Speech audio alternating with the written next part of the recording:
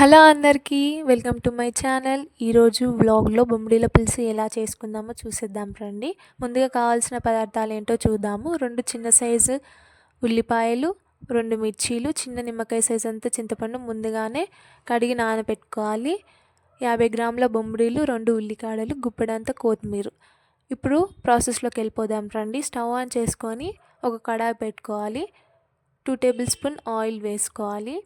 Oil బాగా heat అయిన తర్వాత 1 టేబుల్ స్పూన్ ఆవాలు జీలకర్ర వేసుకోవాలి. ఇక్కడ నేను ముందుగానే బొమ్మిడిలను వేయించుకొని వేడి నీళ్ళల్లో ఉప్పు వేసి మంచిగా వాష్ చేసి రెడీగా పెట్టుకున్నాను. ఆవాలు జీలకర్ర మంచిగా వేగిన తర్వాత మనం ముందుగా కట్ చేసి పెట్టుకున్న ఆనియన్స్, మిర్చి వేసుకోవాలి. ఆనియన్స్ బాగా బ్రౌన్ కలర్ వచ్చే వరకు ఫ్రై చేయని అవసరం లేదండి. కొంచెం కలర్ చేంజ్ అయ్యేంత వరకు ఫ్రై అయితే సరిపోతుంది. మీడియం ఫ్లేమ్లో పెట్టుకొని మంచిగా ఆనియన్స్ ఫ్రై అవ్వనివ్వాలి. ఫ్రై అయిన తర్వాత మనం ముందుగా చిన్నగా కట్ చేసి పెట్టుకున్న ఉల్లికాడలను కూడా వేసుకోవాలి. ఈ కర్రీకి మెయిన్ టేస్ట్ని ఇచ్చేదే ఉల్లికాడలు. ఆనియన్స్ వేయకుండా ఓన్లీ ఉల్లికాడలతో వేసుకున్నా కూడా చాలా బాగుంటుంది కర్రీ. ఇక్కడ నేను హాఫ్ క్వాంటిటీలో తీసుకున్నాను. ఆనియన్స్ 2 అలాగే ఉల్లికాడలు 2 తీసుకున్నాను.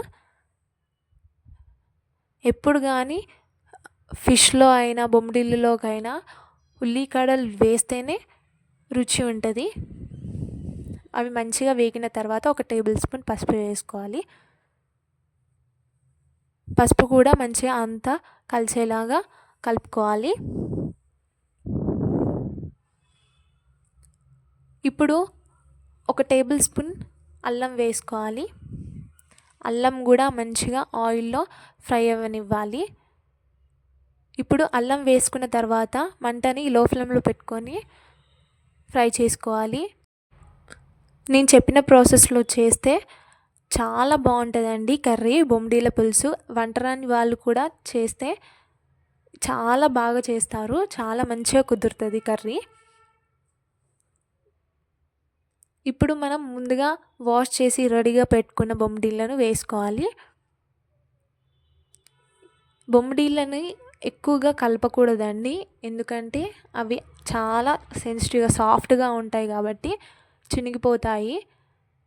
కాబట్టి లైట్గా కలపాలి.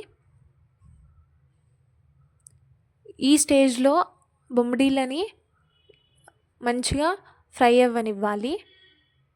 ఉప్పు కారం ఏం వేయకుండా ఒక 2 మినిట్స్ ఫ్రై చేసిన తర్వాత ఇప్పుడు మనం సాల్ట్ వేసుకోవాలి. నేను 1 టేబుల్ స్పూన్ సాల్ట్ వేసుకుంటున్నాను. అలాగే 1 టేబుల్ స్పూన్ కారం వేసుకుంటున్నాను. తర్వాత మనం రుచి చూసుకొని చింతపండు పులుసు వేసిన తర్వాత అప్పుడు మళ్ళీ వేసుకోవచ్చు. ఒక 2 మినిట్స్ మంచిగా ఇలా చిన్నగా కలుపుతూ ఫ్రై అవ్వనివ్వాలి.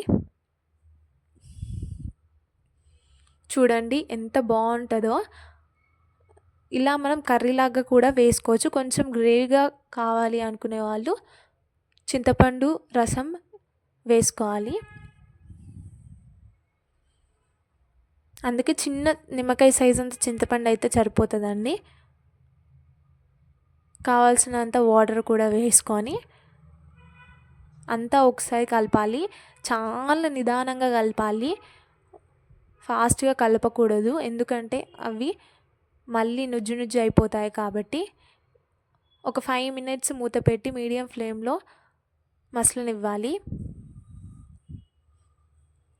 ఇప్పుడు మూత తీసి కలపకుండా చిటికెడంతా జీలకర్ర మెంతుల పొడి వేసుకోవాలి. ఈ మసాలానే మనకి కర్రీకి టేస్ట్ని అందిస్తుంది. ఎలాంటి గరం మసాలా అలాంటివి ఏం వేయకండి, ఓన్లీ కొంచెం ఆ పౌడర్ వేస్తే సరిపోతుంది. అలాగే మనం ముందుగా కట్ చేసి పెట్టుకున్న కొత్తిమీర కూడా వేసుకోవాలి. ఇప్పుడు ఒక 2 మినిట్స్ మళ్ళీ మూత పెట్టేసి మంచిగా మరగనివ్వాలి.